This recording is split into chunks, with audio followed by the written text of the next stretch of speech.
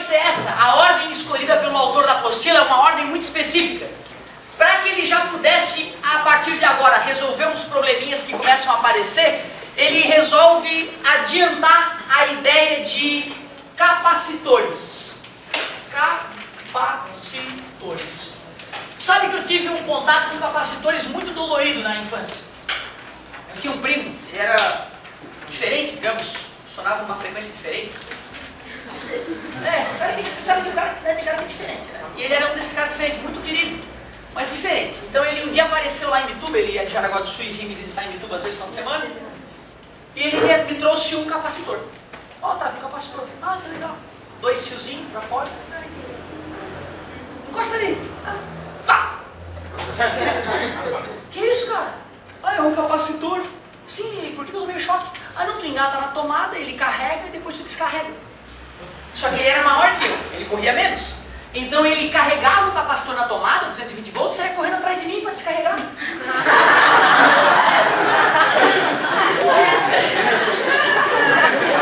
Absolutamente fora da casinha. Só para tu sentir quem é o meu primo, uma vez eu estava jogando sinuca lá em casa e eu tinha reformado a mesa de sinuca na parte elétrica, né? Tinha uma abajur, assim, uma luminária, e caiu a luminária. Eu tinha feito, não caiu. Aí ficou os 2 fios desencapados lá. A outra lâmpada estava acesa, o João olha para os fios. Aliás, não podia ter falado que era o João. Mas ele olha para os fios e me pergunta, o que acontece se eu encostar num dos fios? Eu olhei para o pé dele, vi que ele estava calçado, falei, não acontece nada. Ah, tá brincando? Não acontece nada. Ele foi lá, encostou num dos fios, encostou no outro. Não, realmente não acontece nada.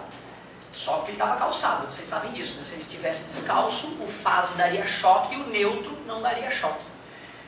Aí ele olha pra mim, eu tava, se eu botar a mão nos 2? Ah, não, se eu botar a mão nos 2 vai sair faísca no teu dedo, vai ser bem divertido. E dei uma estimulada, eu sabia que ele gostava de desafios, né? E não deu outra. Pá! Faiscada no dedo, e depois ele ainda repetiu o processo mais uma vez. Mas tu vê, depois ele deu uma acalmada, teve uns episódios mais bizarros, óbvio, mas depois deu uma acalmada, hoje ele é um cara que trabalha ele cuida toda a parte de computadores da VEG, lá em Jaraguá do Sul. A VEG é uma multinacional, fabricante de motores elétricos, né, entre outros. E o cara, então tu vê, o cara estudou, percebeu que uma hora tinha que estudar, embora, né, tenha tido os tropeços no começo. Hoje é um cara super competente, super, né, bem conceituado nesse ramo. Se salvou. Galera, o que estava acontecendo, né? Por que o cara colocava na tomada o aparelhinho e depois me dava choque lá? Que porcaria é essa de capacitor? Olha, o capacitor mais simples que existe é chamado de capacitor de placas planas. A gente representa ele assim, ó. Não vai confundir com uma bateria, né? Tu viu ali, as baterias elas tinham um lado pequeno e um lado grande. O desenho de capacitor são 2 riscos iguais. Por que ele é chamado de capacitor de placas planas? Se eu fosse desenhar ele na prática, ele teria essa estrutura em 3 dimensões mais ou menos, ó. 2 placas que não se encostam, tá vendo? E essas placas, a gente ainda coloca entre elas algum tipo de material isolante, que a gente chama de dielétron. Ou seja, o capacitor não tem carga passando de uma placa para outra. Então como é que funciona o capacitor? Ué, tu vai lá e coloca ele na tomada, a placa conectada ao polo positivo fica positivamente carregada. A placa conectada ao polo negativo fica negativamente carregada. Depois que tu desconecta da tomada, como os opostos, a carga permanece ali. Então é por isso que ele fazia, ele ia lá, botava na tomada, e ao tirar da tomada, as cargas continuam ali, presas porque elas se atraem. Só que como aqui tem um material isolante, ela não pode ir de uma placa para outra. Porém, se tu pega esses fiozinhos e conecta em algum lugar, aí vai ter saída para as cargas, né? Por isso que ocorre a descarga, depois que tu fecha o circuito com o capacitor. Nunca usei, professor, capacitor. Usas todo dia, tu não percebe que tu usa. O teu computador, não sei se alguém já abriu um computador e já viu a placa do computador, a placa-mãe, ou o radinho que quebrou e abriu, ou o carrinho de controle remoto. Geralmente esses aparelhos eletrônicos têm uma placa verde, né?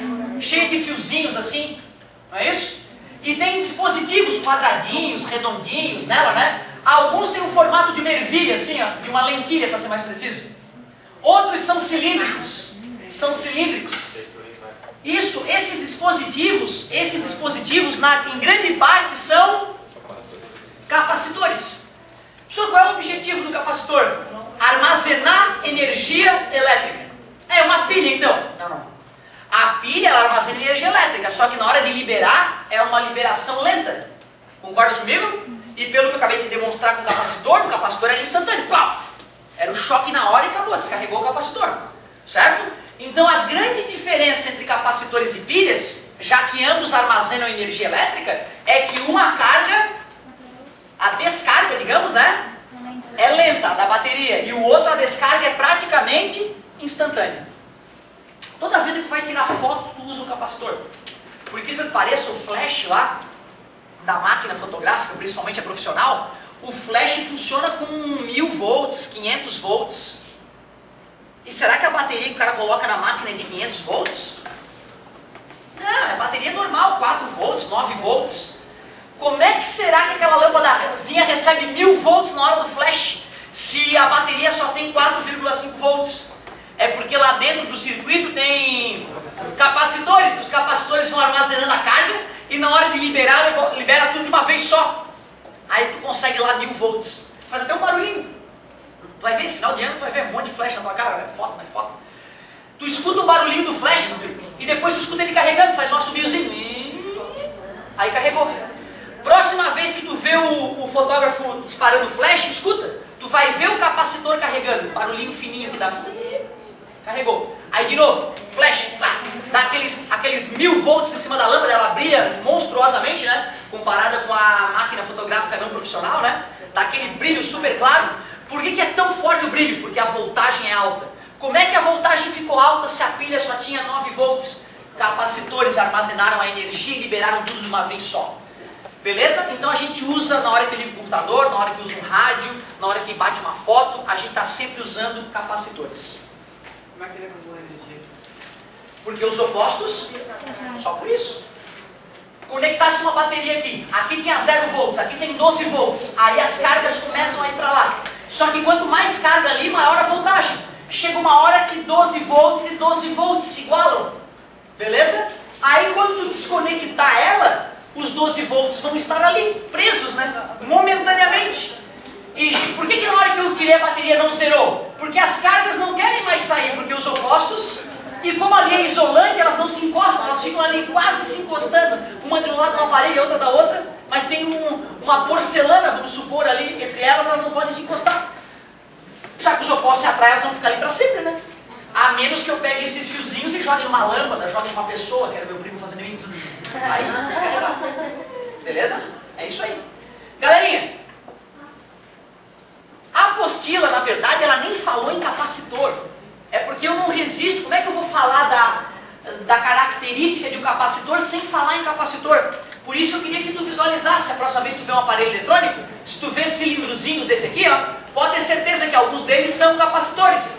Essas coisinhas aqui, tem até um nome aqui nela, depois eu vou te explicar um pouquinho desse nome ali. São capacitores. Qual é o objetivo? Armazenar? Ah, então é uma pilha. Não. Pilha, descarga é lenta. Capacitor é instantâneo praticamente. Bom, mas pensa bem. Se eu pegar um corpo qualquer aqui, eu posso jogar carga nele, se ele estiver isolado do resto do ambiente? Posso, eu posso ir lá jogar cargas positivas nele. Na verdade, eu retiraria elétrons dele, né, gente? Beleza? Tu concorda que quanto maior a voltagem que eu uso para carregá-lo, maior a carga que ele adquire? Ou seja, um corpo qualquer pode se comportar como um capacitor. Eu também, professor? Sim. A minha irmã, não sei se eu já te contei essa história, mas a minha irmã um dia veio me perguntar, Otávio, eu estava no banheiro do meu namorado, fui dar um beijinho e dei no meio choque. Como é que pode isso? Aí eu perguntei assim, onde é que tu estava? Eu estava dentro do box. Estava molhado? Estava descalço no chão? Sim. Onde é que ele estava? Ah, ele estava fora do box, no tapetinho. Ele estava se secando? Eu perguntei, estava. Ah, então beleza. Pô, o cara está no tapetinho e começa a secar. Eletrização por atrito. Ele está isolado por causa do tapetinho. Ela está molhada e encostada no chão. Está conectada com a terra. Quando ele se eletrizou, ele ficou com uma voltagem. Não é isso? E ela está na voltagem zero, a da terra. Quando vai dar beijinho, um tem voltagem, o outro está na terra, vai dar corrente elétrica. Beleza? Então tu vê, ela parecia que era algo sobrenatural, mas é algo absolutamente explicável.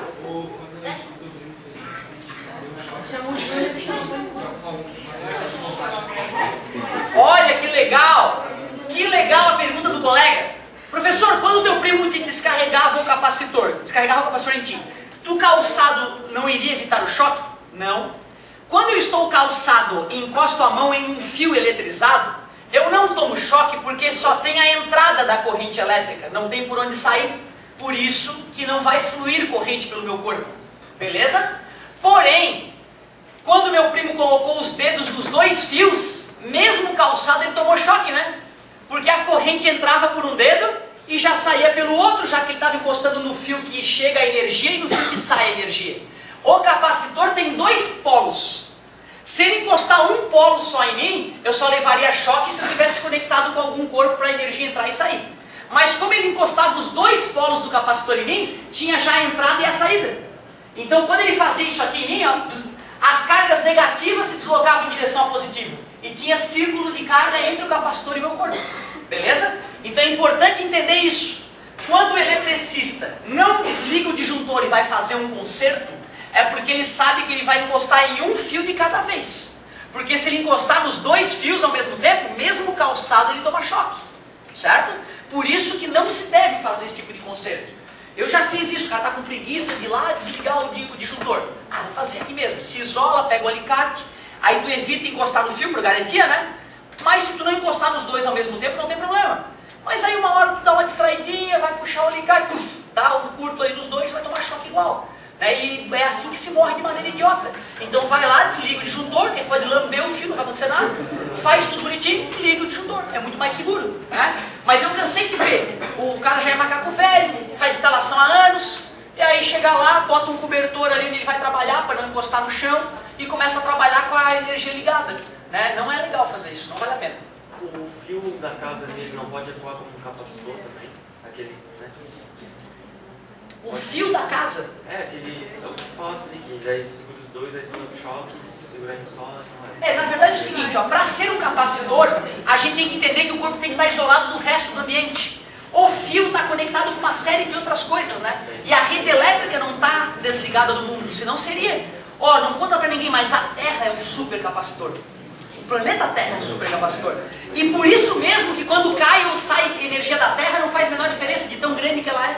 Beleza? Então o planeta Terra funciona como um grande capacitor. Galera, olha só para ilustrar a pergunta do colega, um comentário bem interessante.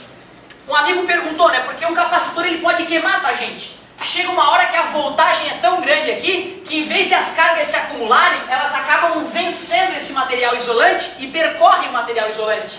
Nessa hora dá barulho, dá um estourinho e tu vai ter que trocar o capacitor. Os maiores capacitores, por exemplo, o capacitor industrial, ele pode ter o tamanho dessa sala. Aquela placa seria uma das placas positivamente carregada, por exemplo, aquela parede seria uma placa negativamente carregada, e aqui no meio teriam camadas de papel e óleo, para deixar uma placa isolada da outra. Esses capacitores gigantescos, eles nem ficam próximos das cidades, porque quando um desses estoura, dá tremor de terra na região. Se tivesse casas, os vidros todos seriam explodidos em função do deslocamento de ar. Certo? Então capacitores industriais só longe da cidade, tamanho o estrago que ele faz na hora de uma falha. Galerinha, adivinha quanto é a capacitância de um capacitor industrial desses? 1. Ah, não acredito, professor. Te juro, cara, olha só. Para tu calcular a capacitância de um capacitor, tu pega a carga que foi armazenada nele e divide pela voltagem. Observem vocês que a capacitância de um capacitor depende da maneira como ele foi construído. Porque se eu dobro a voltagem, dobra a carga armazenada. Se eu triplico a voltagem, triplica a carga armazenada. Mas pode colocar qualquer voltagem? Não, cada capacitor vai ter um limite técnico. Chega uma hora que ele pode estourar. Aí um aluno perguntou, professor, como é que estoura um capacitor industrial desse que tu falou? Poxa, quando a gente fabrica a rede elétrica, nós vamos ver em mais detalhes no final do ano. Quando a gente gera energia elétrica na hidrelétrica, na termoelétrica, geralmente a gente faz isso com 15.000 volts. Para fazer ela chegar próximo da cidade, lá de Tubarão, por exemplo, na Jorge Lacerda, para chegar aqui até Floripa, a gente usa cabos que transportam a energia a 700.000 volts. A gente eleva de 15.000 para 700.000 volts. Chegando próximo de Floripa, vai ter uma bifurcação nessa rede. Uma parte vai ser reduzida para 132.000 volts, que vai para a indústria. Então, uma região industrial, os cabos chegam energizados com 132 mil volts. Por isso que um eletricista industrial é diferente do eletricista residencial. Os perigos são outros, a técnica usada é outra. Quando está chegando próximo de Floripa, a rede elétrica vai de 700 mil para 13.800, aqui do ladinho da tua casa, esses postes. 13.800. E só na hora que vai para a tua casa, sai do poste, aquele transformador, já deve ter escutado estourar alguns, vai reduzir de 13.800 para 220 volts. Peraí, então quer dizer que tem cabos espessos, longos, conectando as hidrelétricas, as termoelétricas aos centros urbanos, concorda comigo? E qual é a voltagem desses cabos? Gerou em 15 mil, transmitiu em 700 mil, chegou na indústria 132 mil, as cidades 13.800 e depois na tua casa 220 volts, não é isso? Então a transmissão ela ocorre a 700 mil volts, via de regra. Tu acha o quê? Que na hora de limpar um cabo desse, amigo, dá para desligar Itaipu aí um pouquinho? Quero limpar esses cabos. Não faz sentido, né? Itaipu alimenta mais de 20% do país, não é isso? Então na verdade não dá para tu falar, galera, vai faltar luz no próximo mês. O que o cara faz? Pega um limpador de cabo, treinado, alpinista, maluco, cheio dos equipamentos, pega um helicóptero e o helicóptero está em contato com a Terra. Qual é a voltagem da Terra por definição? Isso, eu acabei usando hoje algumas vezes, né? Zero. Não quer dizer que seja zero mesmo, mas eu posso dizer que é zero para comparar com outro lugar, né? Certo? Então, a partir de agora podemos dizer que a voltagem da Terra por definição é zero. O helicóptero estava na Terra. Qual é a voltagem do helicóptero? Zero. Aí vem o helicóptero. Aí está lá o cabo está ligado. Dá para escutar o chiaço da energia elétrica fluindo por ele. Até medo. O que o cara faz? Será que pode o limpador de cabos, está conectado no helicóptero, ele pode encostar no cabo? Ele frita, ele evapora na hora, porque o helicóptero está zero. O cabo está a 700 mil volts, a corrente vai ser brutal passando pelo corpo dele. Vai aquecê-lo a ponto de evaporar a água que tem no corpo dele e vai sobrar um toicinho de churrasco, bem queimadinho. Beleza? Certo? É absurdo. Se tu vê um cara sendo eletrocutado a 700 mil volts, não acredito o que sobra do sujeito.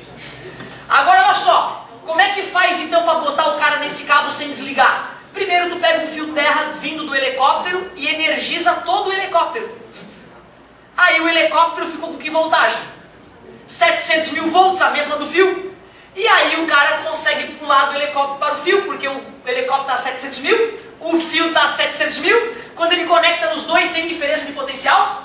Não passa nenhuma corrente por ele. Tu deixa o limpador de cabo pendurado no cabo e fala, tchau querido. E vai embora. Ele fica 4 horas pendurado naquele cabo, esfregando e caminhando sobre o cabo, certo? Porque ele foi treinado para isso. 4 horas depois vem o cara do helicóptero. Primeiro, quando esse cara do helicóptero foi aterrissar no chão, ele primeiro teve que usar o fio terra para eletrizar o helicóptero e deixar na mesma voltagem da terra, zero. E aí depois que deseletrizou, ele deixa a galera sair. Porque se alguém for sair do helicóptero antes do fio terra ser conectado, o helicóptero está a 700 mil, a terra está a zero, o cara frita na hora de sair do helicóptero. Beleza? E na hora de pegar o cara, como é que faz? De novo, bota o fio terra, eletriza o helicóptero para ficar na mesma voltagem da rede elétrica e deixa o cara subir. Pode subir, querido, tá tranquilo. Certo? Então tu vê que interessante, né?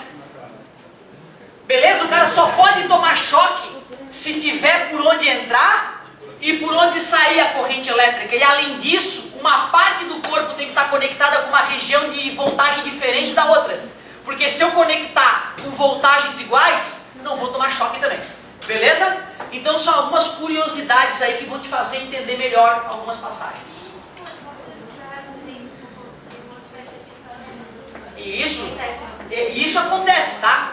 Tu acha que o quê? Que nunca morreu um cara desses? É uma profissão super perigosa. Volta e meia morre um desses. Por isso que quem trabalha com isso não trabalha 8 horas por dia, trabalha 4, se aposenta mais cedo, ganha um pouquinho melhor, porque é um trabalho de risco.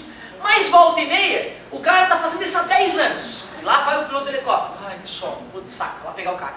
E aí na hora de eletrizar o helicóptero, em vez de ele fazer a eletrização com calma, encostar, deixar alguns segundos para estabilizar e depois desencostar, ele chega lá, encosta, deu a faísca e eletrizou. Mas vai que não eletrizou com 700 mil volts, só chegou a 600 mil. O cara está em contato com uma região de 700 mil. O helicóptero dá 600 mil. Porra, cara, são 100 mil volts de diferença. O cara vai fritar. certo? E aí o remorso depois é que não vai ter como voltar atrás, né? Matasse um pai de família por vadiagem, por distração, porque ele ficou com preguicinha de eletrizar direito o helicóptero. Então isso acontece. Então quando o cara vai trabalhar com rede elétrica, tem que ser responsável. Tem que ser responsável e cuidadoso. Pessoal, voltando ao nosso capacitor. A capacitância de um capacitor muda se eu não alterar ele fisicamente? Ou eu acabei de dizer que se esse dobra, a carga dobra. Faz sentido, né? Mais voltagem, mais carga vai para o corpo. Se aumentou 10 vezes, aumenta 10 vezes, então a divisão continua dando igual. Qual é a unidade de carga elétrica? Coulomb. E qual é a unidade de voltagem? De VDP? Volts. Coulombs por volts é para puxar o saco de um outro cientista. A gente chama de Farad, em homenagem ao Faraday. Faraday é o nome do cientista, tá? Aí a galera chama de Farad a unidade. E eu pergunto, 1 farad de capacitância é muito ou é pouco? É muito baixo. Eu já dei um exemplo, acabei de falar, vou falar de novo. 1 farad de capacitância é muito ou é pouco? É muito, tanto que aquele capacitor do tamanho dessa sala tinha 1 farad. Ou seja, os capacitores dos circuitos que eu citei, eles são de 1 farad? Bem menos, né? Então a gente vai usar microfarad, nanofarad ou até picofarad. Vai começar a aparecer agora. O que é micro? 10. Nano. E pico? 10 na menos 12. Tá? Então daqui a pouco vai aparecer lá 5 nanoF. Ou seja, 5 vezes 10 na menos 9 farad. Tá? Por quê? Porque 1 é grande pra caramba. Não entendi isso, professor. 1 é grande pra caramba. Pessoal, às vezes nós temos que definir grandezas físicas. E às vezes a definição gera uma unidade que não é a melhor unidade do mundo. Por exemplo, vocês lembram o que é 1 Pascal? Vocês já viram esse ano o que significa 1 Pascal? É pressão, né? Pressão é força sobre área. Qual é a unidade de força? Newton. Qual é a unidade de área? E Newton por metro quadrado, para puxar o saco de um grande cientista, a gente chama de Pascal. Beleza? Agora olha só, o que é 1 Newton? No teu dia a dia, me dá um exemplo, ó, faz uma força de 1 Newton para isso. Foi bem mais. Pô, deu uns 5 newtons pelo que eu vi. Tu tens que aprender a fazer isso, tá, gente? Isso é uma coisa importante, ó. Criar uma situação para uma pessoa que não entende de física para ela entender, ó, amigo, ó, isso aqui é 1 Newton. Pô, galera, peso não é M vezes G? Isso, exatamente. Quer dizer que quando tu segura um objeto de 0,1 kg, tu está fazendo que força nele? 1 Newton para cima. Então deixa eu ver. Ah, isso aqui só se tirar o celular. Esse aqui, ó. É mais de 1 Newton que eu estou fazendo. Isso aqui tem mais de 100 gramas. Isso aqui deve ter umas 200 gramas se bobear. Estou fazendo os 2 newtons. Tá beleza? Só para tu sentir, 1 Newton é grande coisa? Que nada, cara. Eu que tenho 70 quilos, a Terra me atrai mais ou menos com 700 newtons. Então meus pés agora estão fazendo 700 newtons no chão. E nem é tão forte assim. Beleza? Então 1 Newton é nada. Agora tu imagina tu pegar 100 gramas de açúcar, 100 graminhas de açúcar, e distribuir num quadrado de 1 metro por 1 metro. Será que esse açúcar espalhado num quadrado de 1 metro por 1 metro vai fazer uma pressão grande no chão? Pressão de quanto? 1 Pascal, porque eu peguei 1 Newton, que era 100 gramas de açúcar, e espalhei 1 metro quadrado? Pelo amor de Deus, 1 Pascal é uma pressão grande? É uma pressão ridícula.